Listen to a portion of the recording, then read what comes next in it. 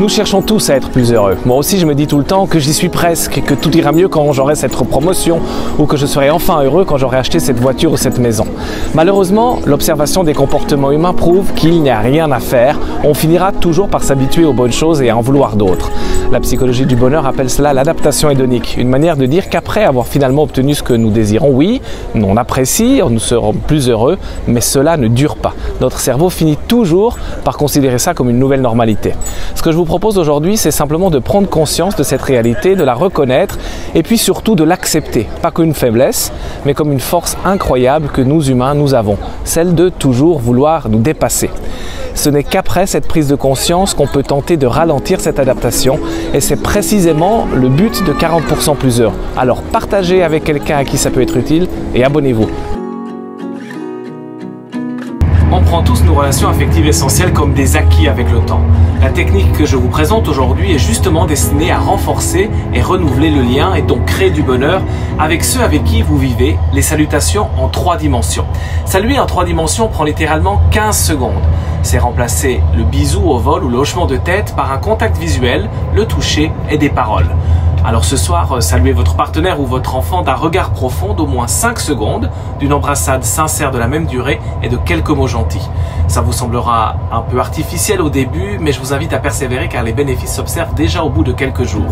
Et si le cœur vous en dit, partagez vos expériences dans les commentaires ci-dessous ou envoyez ce message à une personne qui compte pour vous et dites-lui de s'abonner. C'est gratuit pour toujours. Nous sommes tous les jours bombardés de demandes et moi aussi souvent je me retrouve à réagir instinctivement à un autre conducteur qui me coupe la route par exemple.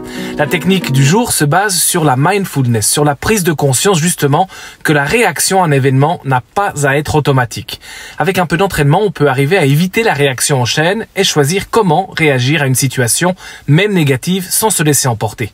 Cela veut dire apprendre à observer nos pensées, nos émotions pour les identifier et ne pas les subir. Ça ne se fait pas du jour au lendemain, mais rien qu'en se posant très régulièrement la question « Comment je me sens là, maintenant ?» est un pas dans la bonne direction. Car entre un stimuli et une réaction, il y a un espace. C'est dans cet espace que nous avons le pouvoir de choisir comment y répondre et la manière d'y répondre s'appelle notre liberté. C'est cette liberté qui peut nous permettre de devenir 40% plus heureux. En vous abonnant à cette chaîne YouTube, vous vous donnez cette Nous passons la plupart de notre temps éveillés sur notre lieu de travail. Se sentir bien au boulot est donc super important, même lorsque les événements ou le chef semblent contre nous. La technique du jour vise à développer l'optimisme au travail. Elle consiste à se concentrer sur nos succès professionnels passés. C'est particulièrement utile lorsqu'il faut affronter des défis importants comme la présentation d'un projet ou une réunion difficile avec un supérieur. La première étape est de lister sur un coin de papier quelques réels succès professionnels de notre passé. Pas besoin qu'ils soient exceptionnels. Ce qui compte, c'est de prendre conscience que nous avons été capables de surmonter des challenges. Notre esprit et nous-mêmes comprenons ainsi que nous avons des compétences valables pour affronter la situation actuelle, même si elle est difficile.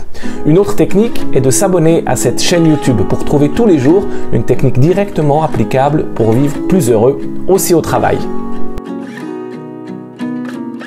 L'incertitude et le changement permanent font partie de notre quotidien.